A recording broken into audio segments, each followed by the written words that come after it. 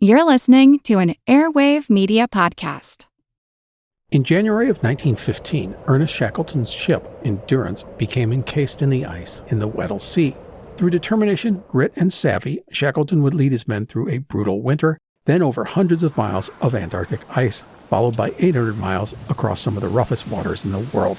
It is one of the most extraordinary and inspirational journeys in the history of exploration. Find this story and many others at the Explorers Podcast, available wherever you get your podcasts or at explorerspodcast.com. There's a common misconception that the far side of the moon, often called the dark side of the moon, never receives sunlight. This is not the case. At some point in the lunar year, every part of the moon is illuminated.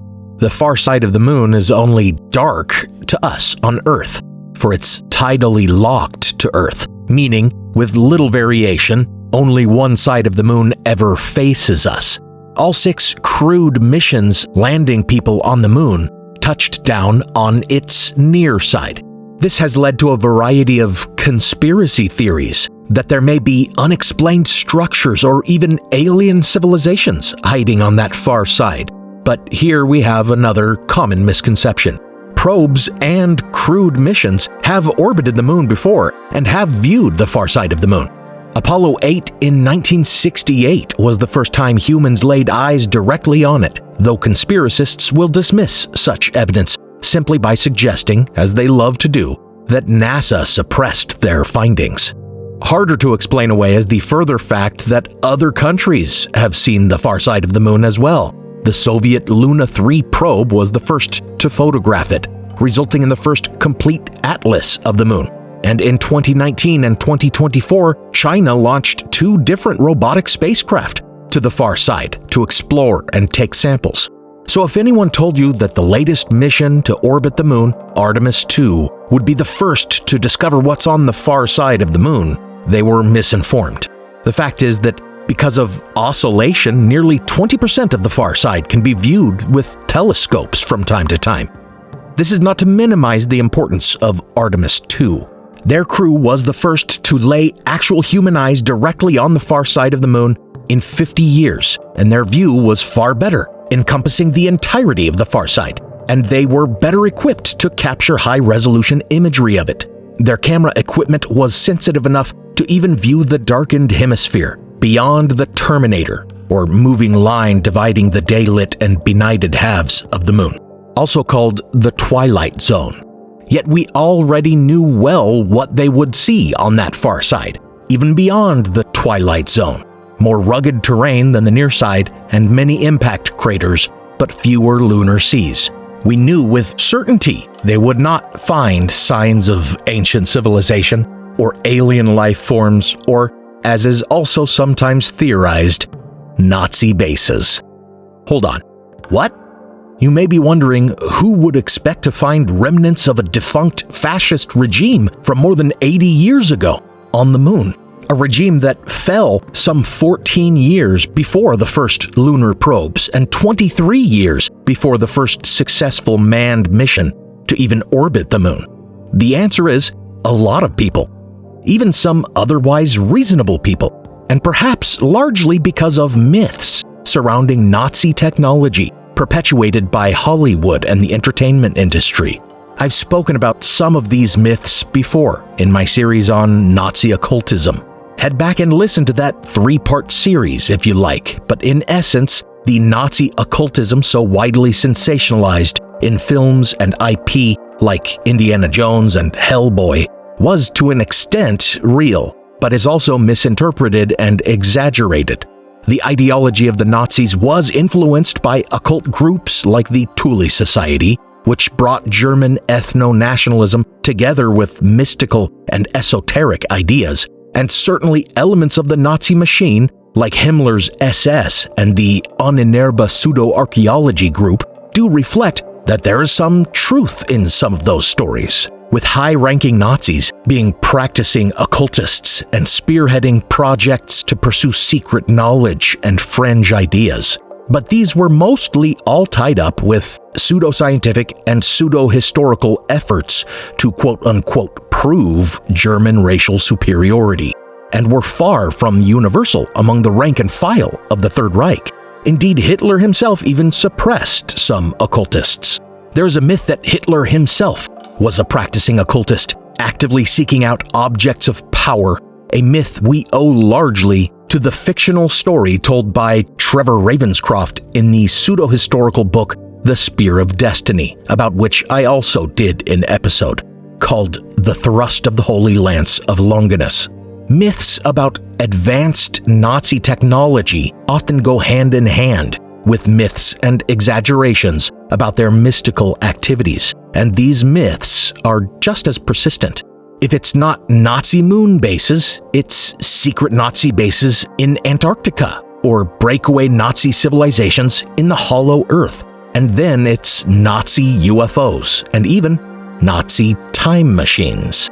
Much of this mythology stems also from very real endeavors and innovations. The German push to develop super weapons, or as they called them in their own propaganda, Wunderwaffe, wonder or miracle weapons. And in this, we see a further truth. Nazi Germany actually did succeed in developing very advanced technology that other countries would acquire and build on. And much of the success of the Apollo moon landings is owed to German science. But that doesn't mean there are Nazis on the moon. This is Historical Blindness. I'm Nathaniel Lloyd, and this topic will take us from claims of terrestrial explanations of UFO sightings to claims of real time machines and beyond. Thank you for listening to Wunderwaffe, the myths of Nazi supertechnology, Part 1, the Vril fiction. Before we begin, I want to thank my most recent Patreon supporter, Bettina. I love researching and writing this program. I'm proud of it, and I find it fulfilling, but it's still the financial support of you patrons, far more than the meager ad revenue I bring in, that makes it possible for me to devote as much time as I do to the podcast. Patrons of the show get access to an exclusive RSS feed with ad-free versions of the show, early release of episodes, teasers, and exclusive minisodes between every main release, making this a weekly podcast for patrons. If you hear minisodes and think they're little blurbs or insubstantial sound bites, think again. They're fully researched and produced episodes, anywhere from 10 to 15 minutes long, and they tie in with the main episode topics. And they even sometimes fill in the gaps and tell the rest of the story that my main episode didn't have time to tell. After my episode on transgender experience in interwar Germany, I told the stories of some American trans activists and how they were forcibly outed in the press. And after my episode on the Moberly Jourdain incident, I critically examined some other time slip claims and the reasons none of them are really credible or provable. For listeners who are interested, I also sell these exclusive minisodes for just $3 a pop. So head over to patreon.com/historicalblindness and consider purchasing the occasional blind spot minisode that interests you, or supporting the podcast for as little as $1 a month. Now, let's continue the episode.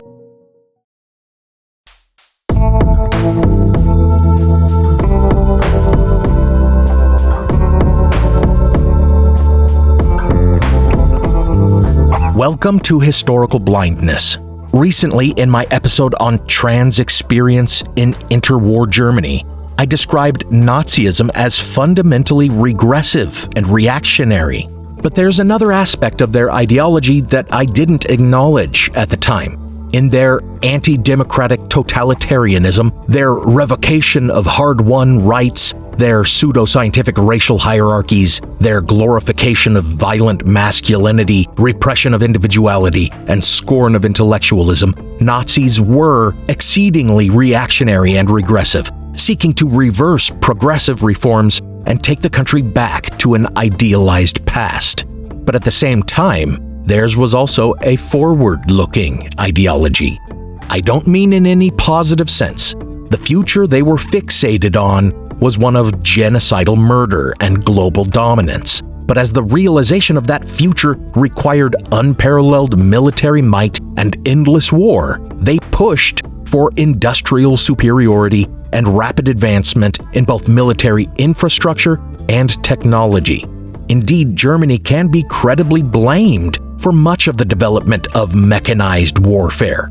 After World War I, the Reichswehr, or German army, was hamstrung by the Treaty of Versailles. So to make up for having fewer soldiers, one of Hitler's chief generals, Heinz Guderian, came to rely less on attrition warfare, which relied on superior firepower and sustained combat, and more on maneuver warfare, prioritizing speed, strategy, and armored vehicles. In some ways, this was a continuation of previous German war strategy. In the Franco-Prussian War, the Prussians were outnumbered by the French, so they relied on a unique strategy of surrounding their enemies, an approach they called the Kesselschlacht, or cauldron battle. In World War I, they relied on the Schlieffen Plan, a swift invasion in order to avoid a drawn-out war, but it backfired, and they found themselves mired in trench warfare. Toward the end of that hellish war, armored warfare was envisioned by both the British and the Germans as a means of breaking through entrenched lines. But it was Guderian who pursued it, combining his Panzer Tank Division with the swift invasion notions of the Schlieffen Plan to develop the successful Blitzkrieg strategy. This was just the beginning of Nazi technological modernization and innovation. While they rejected the ideals of the Enlightenment and other elements of cultural modernism, they embraced industry and the technology of warfare with great enthusiasm, viewing it as a symbol of their national strength and superiority. There's a term used to describe this contradiction, coined by historian Jeffrey Herf, who asserted that Nazism was characterized by, quote, reactionary modernism, end quote. And this embrace of technology would extend far beyond their designing of advanced tanks.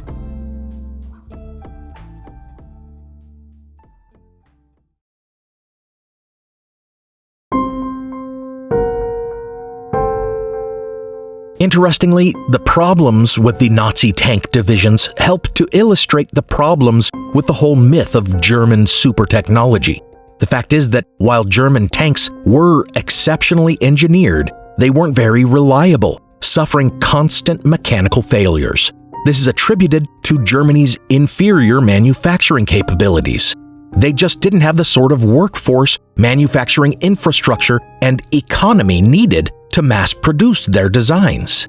While Germans built over-engineered machines and struggled to produce full combat-ready divisions, Allied forces mass-produced simpler but entirely capable tanks and thereby won the armored fighting vehicle race.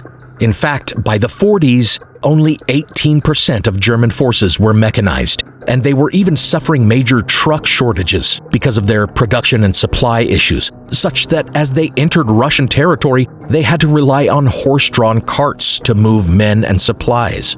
This certainly doesn't sound like a technologically advanced regime, capable of producing space-age devices decades ahead of the rest of the world. But it cannot be denied that German engineering and science did produce vehicles and weapons that were more advanced than those of Allied powers. Their over-engineered tanks were better equipped for radio communications and had superior optics for targeting over long distances.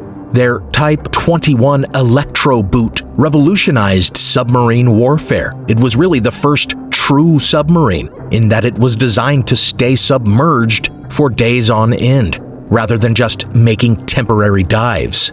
After the war, when Allied forces were scouring Germany for Wunderwaffe, finding this submarine design, or an actual boat they could reverse engineer, was one of their main objectives. And when they got it, it served as the basis for every Allied power's post-World War II submarine designs. Perhaps of most interest were the German advances in rocketry and jet propulsion. Their V-1 buzz bombs were envisioned as quote-unquote automatic aircraft, or what we might think of as drones today. But in practical terms, they were the world's first operational cruise missiles, and they were raining destruction on London in the last year of the war. The V stood for a German word meaning retaliation or reprisal, as the bombing campaign was commenced after the Normandy landings, so they are thought of as quote-unquote vengeance weapons. Even more advanced were the V-2 rockets, which were true ballistic missiles with advanced gyroscopic guidance systems traveling faster than the speed of sound, and therefore could not be heard before their impact. When Britain learned of their development at the Peenemünde Army Research Center, they launched an air campaign to destroy the missile works there. But the Nazi rocketry program continued elsewhere, shielded from bombing in an underground facility. After the war, what became more important was not the acquisition of these missiles or their designs, but rather the recruitment of the German scientists who had developed them. And with tensions already rising between the Soviets and the US, it became a sort of brain trust arms race. Under Operation Paperclip, the US succeeded in recruiting an entire rocket team to America under their chief scientist, Wernher von Braun, one of the designers of the V-2 missile. And it can be argued that the very need to recruit these scientists to continue their rocketry innovations in America is proof that the Nazis didn't have other secret devices more advanced than the V-2. They needed the brains behind these missiles to develop more advanced technology.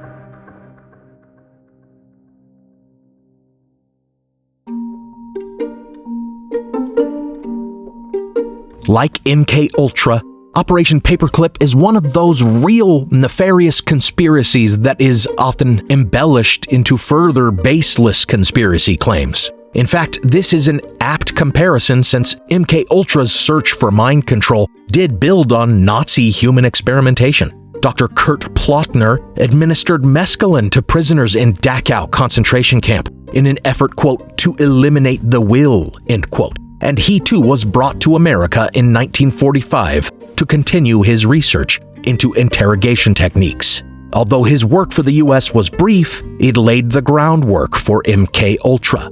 And certainly Operation Paperclip was a cover-up and a morally corrupt bargain. Originally called Project Overcast, the operation took its eventual name from the fact that US Army intelligence marked the dossiers of potentially valuable Nazi engineers and scientists with paperclips, a sort of coded system to indicate who they wanted to recruit, despite their activities in the Nazi regime. Many of these scientists and engineers had been complicit in war crimes, and the US government was protecting them.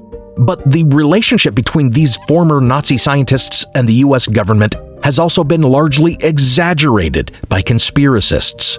So, for example, much like the AIDS was a bioweapon designed at Fort Detrick conspiracy claim that I devoted an entire episode to debunking, and also much like the COVID lab leak claim, there's one conspiracy claim that an Operation Paperclip virologist named Eric Traub developed Lyme disease as a bioweapon, and that it leaked from a biolab run by the U.S. Army Chemical Corps on Plum Island in New York. This is patently false. Lyme disease was in existence long before that facility ever existed, and has even been found in prehistoric remains. Less easily debunked are the broader and more outrageous claims, such as that these former Nazis somehow actually took over the US intelligence apparatus or the government itself, building a clandestine Fourth Reich. This notion doesn't really warrant much scrutiny. First, it's a massive conspiracy claim, which just doesn't hold up to logic, since it would inevitably have been exposed as it came to include many thousands or millions of conspirators.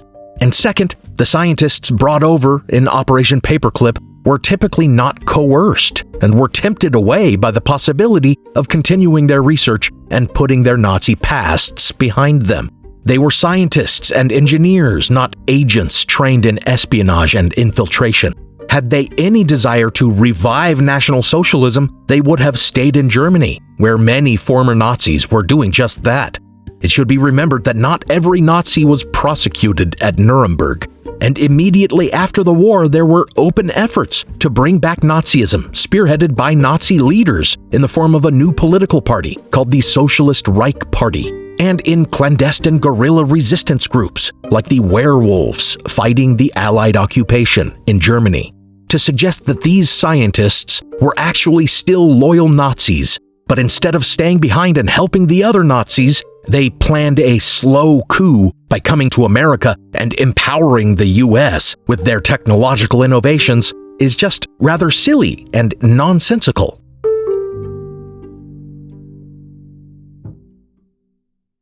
Now for a brief intermission.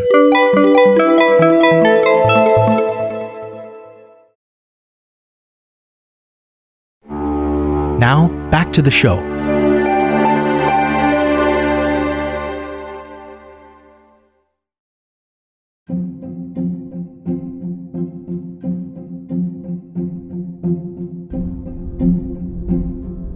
Of course, one of the biggest conspiracy claims is that beyond rocket-propelled bombs, Nazis had developed advanced aircraft unlike anything we have ever seen. And the paperclip scientists were explicitly recruited to further develop that technology for the US.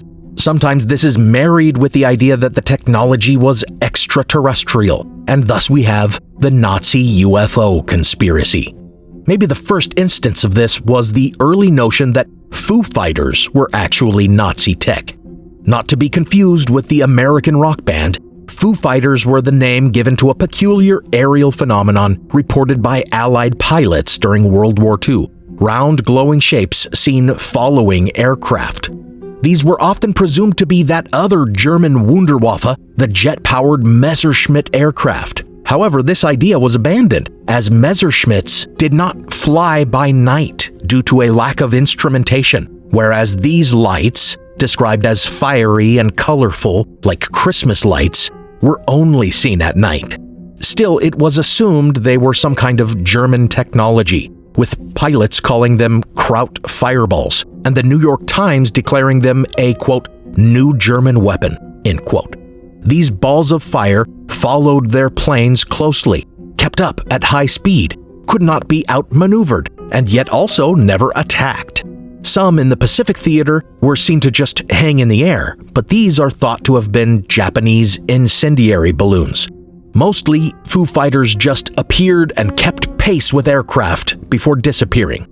After the war, when German pilots and scientists were questioned about them, they denied the lights had been any such secret Nazi weapon or technology, which led to the consensus explanation that they were natural phenomena, like St. Elmo's fire, an electrical discharge from the tips of wings, taking a form similar to ball lightning, or simple tricks of the eye caused by light reflections, mistaken to be objects by night flyers who tended to suffer vertigo.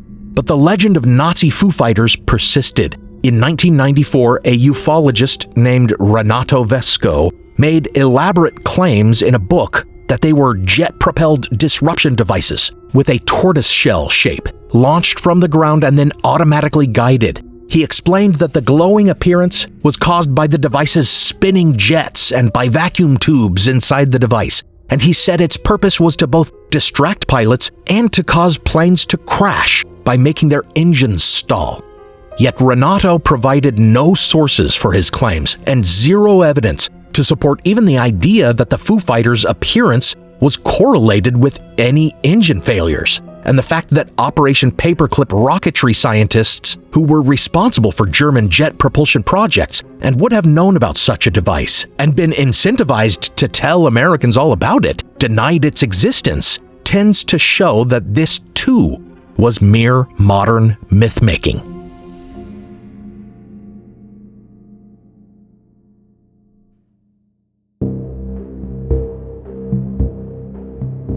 The modern myth of Nazi flying saucers, along with the claims about subterranean bases inside a supposedly hollow Earth, have roots in science fiction. It all goes back to the 1871 novel The Coming Race by Edward Bulwer Lytton, a British writer famous for two things: this racist book that inspired Nazis and bad writing. He wrote the opening sentence, "It was a dark and stormy night," and now a bad writing competition is named after him. So why is the novel racist? The title should give a clue. It's about a white Anglo-Saxon man who discovers an advanced people living in the hollow earth called the Vril. They are described as racially superior, descended from Atlanteans and bent on exterminating inferior peoples. Certainly Nazis must have seen themselves in the Vril. But also, the novel inflames the racist Great Replacement conspiracy theory, as the white narrator fears this quote-unquote coming race will dominate and supplant his people. But the novel originated decades before the notion of flying saucers and UFOs, and the Vril don't have flying vehicles in the story. However, it is said they have harnessed a powerful form of energy called Vril. And here is the vector by which later Nazi UFO mythology evolved. In 1947, a German science writer and rocketry expert named Willy Ley, who had immigrated to America in horror at the rise of National Socialism in Berlin, and would become an early sort of science communicator, once even appearing on The Wonderful World of Disney to discuss spaceflight, wrote about the fascination with Vril in pre-war Germany. Ley was a frequent contributor to science fiction magazines, and he wrote about this in one such magazine, though not in a piece of fiction. He rightly associated the rise of Nazism with the rise of pseudoscience, and in this article he was giving an apt example, claiming that a certain organization called the Truth Society devoted all their time to searching for Vril. They realized it was a fiction, he said, but still imagined that there may be some all-powerful energy source out there like it. And there is further support for his claims, as two German pamphlets from the 30s, both published by an organization called Reich Working Group The Coming Germany, mention Vril. One was even called Vril, the Cosmic Primeval Force. The pamphlets treat this quote-unquote force as if it is a real, documented phenomenon, and they claim that the group is in possession of a device capable of harnessing its energy. To believers in Nazi UFOs, these pamphlets look an awful lot like evidence, but let us consider them further. The pamphlets were not scientific in nature, nor did they reference any legitimate science that had been done. They did not even discuss Vril and the purpose of the device in scientific terms, but rather in mystical terms, indicating that this Reich Working Group was one of the many occult secret societies that were popular at the time. Clearly, rocketry experts like Willy Ley viewed the group's claims as pseudoscience, and it turns out the device they described was the Schappler device, and that members of the group publishing the pamphlets were patrons of Carl Schappler, its inventor. This further discredits their claims because that device, a supposed perpetual motion machine capable of extracting unlimited energy from the quote-unquote ether, has itself been discredited. It never demonstrated the capabilities that its inventor claimed it had, which would have violated the laws of thermodynamics.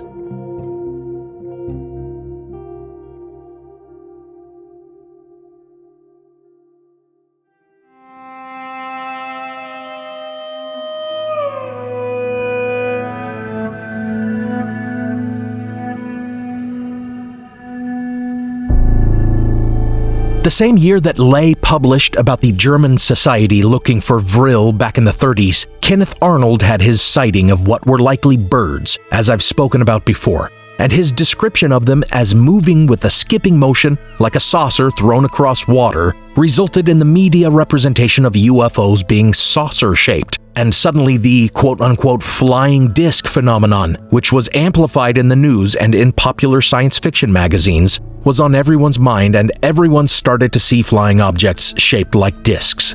As I've argued before in a patron exclusive, the sci-fi publications of Ray Palmer, who worked directly with Kenneth Arnold to publicize his claims, have even been credited with inventing quote-unquote flying saucers. In fact, even before Arnold's sighting, Palmer's magazine had featured disc-like flying craft, and for years he had been promoting a hoax called the Shaver Mystery, which depicted a sinister underground civilization much like Bulwer Lytton's Vril.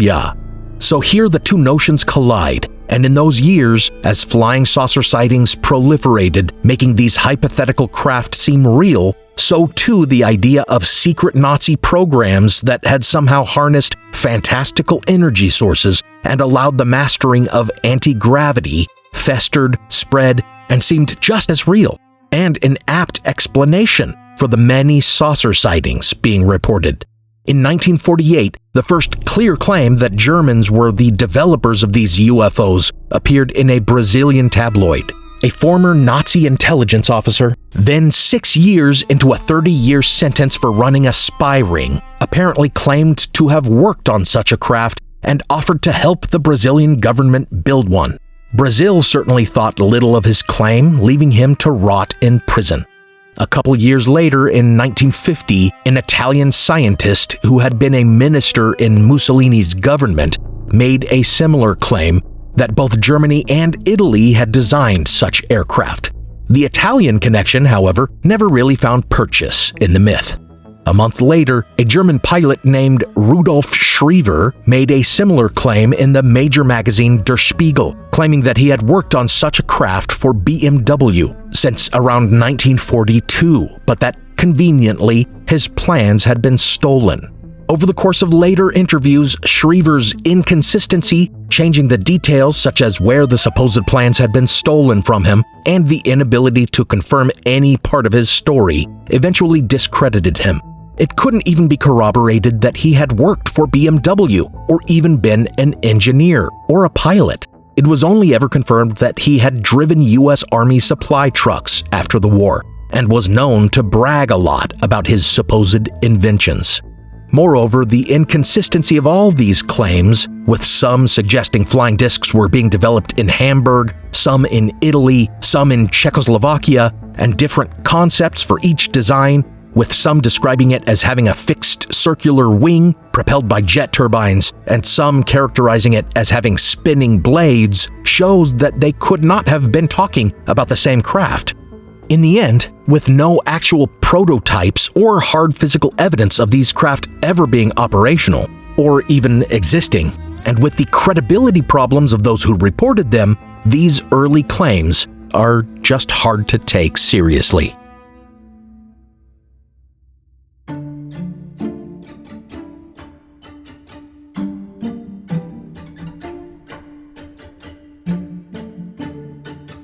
When I say that there has never been an operational prototype of such flying disc aircraft, that does not mean that no such designs ever existed. People had been imagining circular wing designs since 1934, when aircraft engineers at Miami University tested Parasol aircraft. That is, a plane with a standard fuselage and one big wing suspended over its cockpit using a circular wing, calling it an umbrella plane.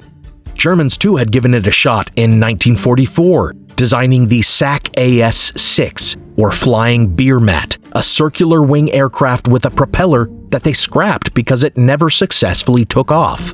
In 1943, Boeing even built a saucer-winged dual-prop aircraft called the Flying Flapjack, but the Navy rejected its design. After the war, Canadian aircraft manufacturer Avro publicly announced their intention to design a flying saucer.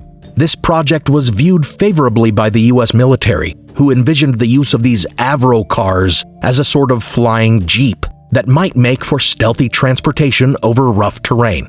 These Avro cars, which looked just how you might imagine a flying saucer to look, were not leveraging any sort of astounding anti-gravity technology though. They simply used exhaust and airflow to achieve lift. In practice, they kicked up terrible amounts of dirt, were extremely unstable, and though the company envisioned the craft flying at 10,000 feet, they only ever got 3 feet off the ground. So they were scrapped too, but not before they contributed further to the Nazi UFO myth. As soon as the Avro car was announced, a German engineer named Georg Klein responded in the press that he had worked on similar designs in Nazi Germany years earlier. He repeated the claims made by Schriever and then embellished them, naming other engineers who had worked on the projects and revealing another fixed circular wing project being developed at Breslau that he claimed had been stolen by the Soviets. But Klein appeared to have no more credibility than Schriever before him. No documentation could ever be found to confirm the existence of the other engineers he named. And in talking about one of them, he concocted an elaborate story about a daring escape from Soviet captivity, flying a stolen Messerschmitt alone by night, which, as I have mentioned already, was quite impossible due to its lack of instrumentation. Nevertheless, as is common of modern myths, even the completely unreliable contributions are quietly folded into the mythos.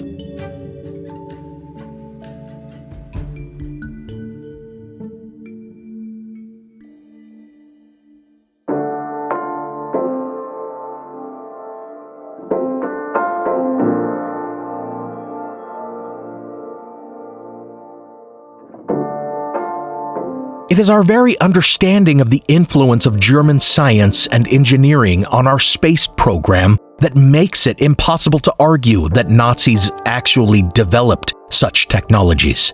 I'll hit this point more than once, but if they had developed such aircraft during the war, we would have seen them in action, and they could not have developed them after the war, in secret, in their efforts to bring back their Reich, because we took their best and brightest to develop technology for us.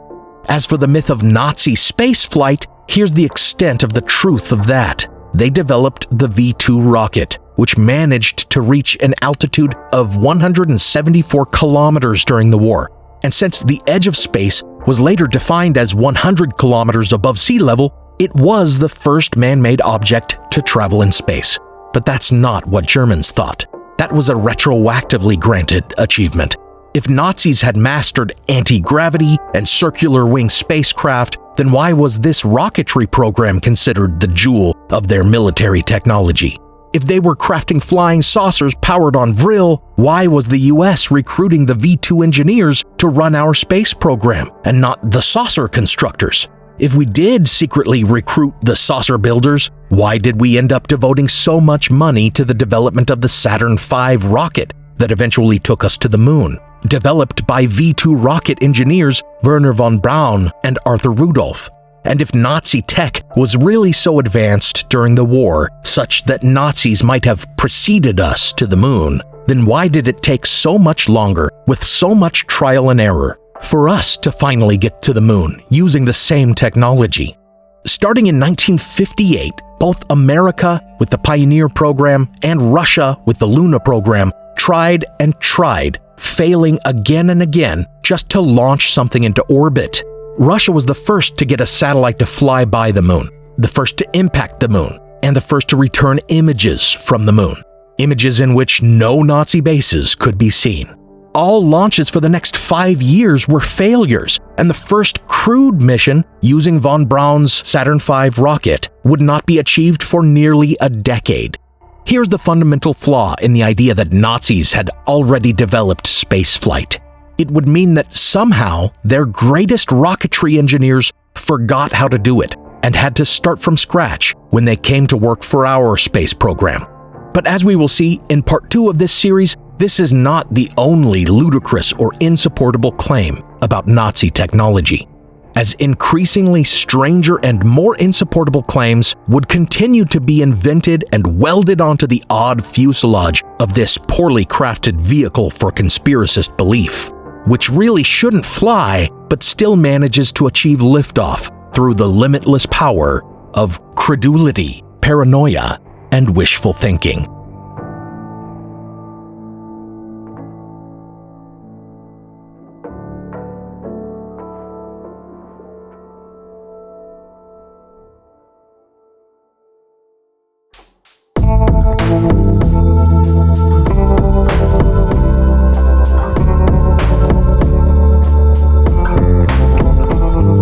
Thanks for listening to Historical Blindness. As always, special thanks go out to my partner patrons, Diane Lane, Joe Escott, Devlin Hoff, Lisa, Prickly Pear, Fred R. Grotice, Robin Naggett, Don Mundus, Eunice Allen Bradley, Juliette O'Connor, Jonathan Williams, Joshua Luddington, Christine LeBlanc, Lonnie C., Kaylee, Ama, Christopher L. Burton, Benny Slater, Chris BDG, Jocelyn Clausen, Lindsay McAllister, Brian, Jamie Nielsen, Martin Robistow, Josh Haberman, and AJ. Thanks for all your support, patrons. I'm writing this one back-to-back with the next episode because of a little vacation I'm taking, so new patrons will have to get a shout-out later on the episode after this 2-part series. This podcast is part of the Airwave Media Podcast Network. Visit airwavemedia.com to to listen and subscribe to their other fine shows, like The Constant and Who Did What Now. Some music on this episode was licensed through a Blue Dot Sessions blanket license at the time of the episode's publication. Additional music is by Kai Engel, licensed under a Creative Commons Attribution license. Check out the show notes for a list of the tracks used. You can support the show by pledging on Patreon or by making a one-time donation on PayPal. Find those links in the show notes or find me on Venmo at Historical Blindness. Until next time, ask yourself, if Hitler had managed to achieve spaceflight, if the first person in space had been a German more than a decade before Yuri Gagarin, the famous Russian cosmonaut, do you really think he wouldn't have announced it to the world? Wouldn't have leveraged it as his most powerful piece of propaganda?